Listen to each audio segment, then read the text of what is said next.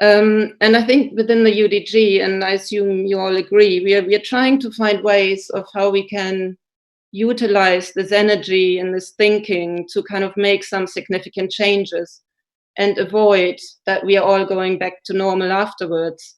And I think Roger really has kind of put together a really good think piece, and I think he really should start off the discussion with his thoughts, and which some of you might have read already, but I think it sets a really good framework for the discussion kind of coming forward. So I would like to hand over to Roger, who doesn't need any introduction. He has been kind of a leading urban designer for many, many years. So Roger, let's hear from you. Hello, welcome everyone. Thank you for joining us.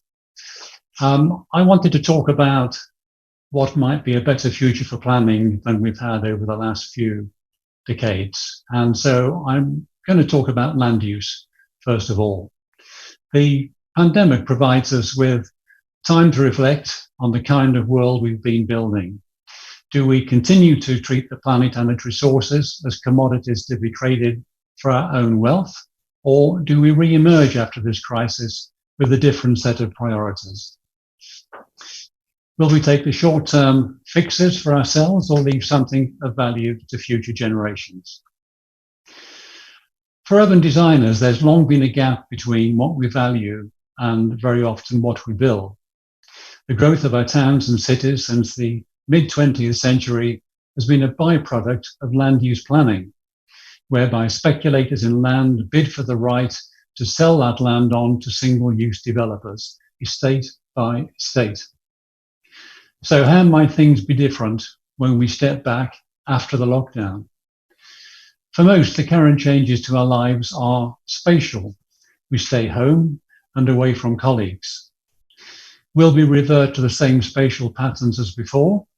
Or might we re-emerge accompanied by a reawakening to build the kind of towns and cities that we value?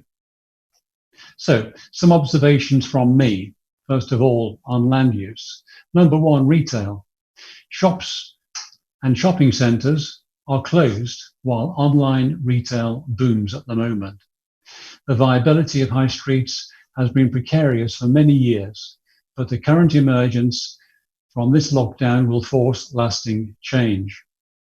Town centres used to be about living, working, making, and trading at higher densities where proximity facilitated human encounter.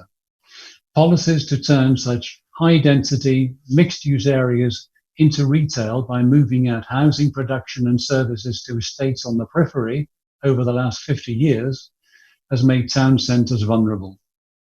We have built out of town shopping centres and then sought to turn towns into the same.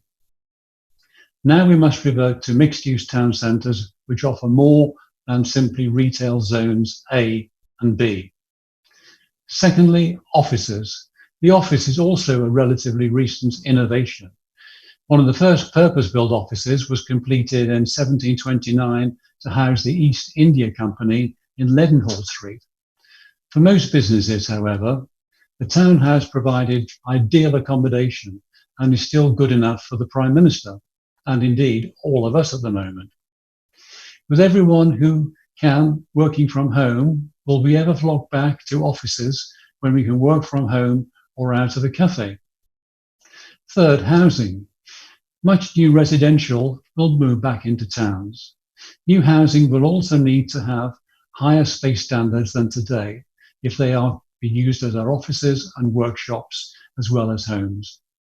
Housing in the UK has the meanest space standards in Europe, and if that building stock is to serve us in the future, it must be more flexible. Miserly space standards build in obsolescence. Long life, loose fit must be the mantra. Fourth, movement. We are finding other ways to work and engage rather than travelling around.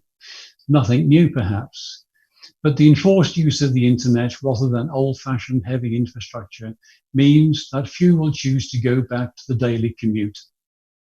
It places a question mark over planned road building projects and offers hope that the trend in urban areas to convert streets into roads, placing cars above pedestrians, can be reversed. Fifth, the public realm. You don't know what you have till it's gone, or forbidden for the present. The public realm of streets and squares is our common ground in both the geographic and spiritual sense. That facilitates society. It has been eroded outside of conservation areas, while it is difficult to think of a new high street or major avenue that can compare to those we have been gifted by earlier generations.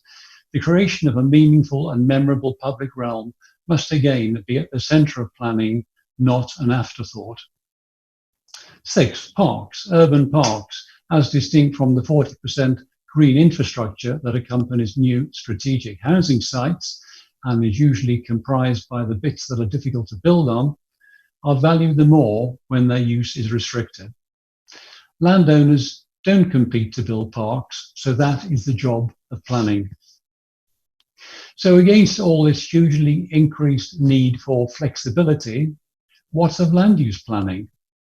Well, I'd suggest that land use planning is dead. There is no longer much point in zoning land for different uses. A local plan which is based on fixing land uses in different locations is no longer relevant in this new age of mixed and flexible use.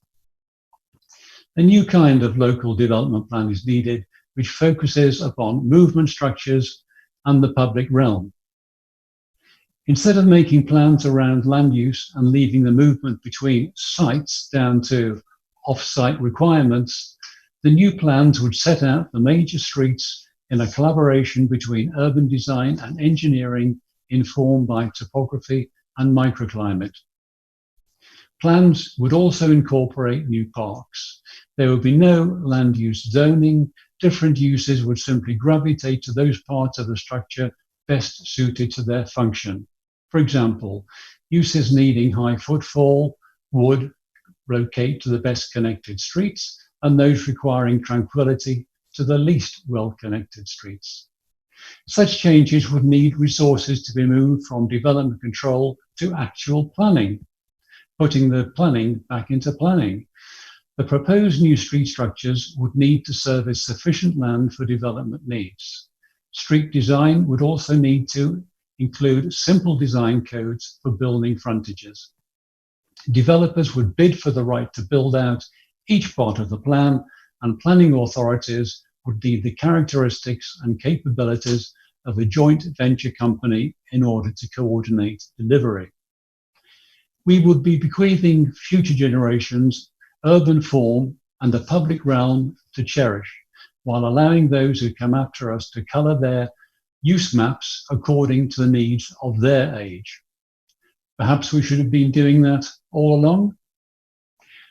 Thanks for listening. Over to Katja. Thank you very much, Roger.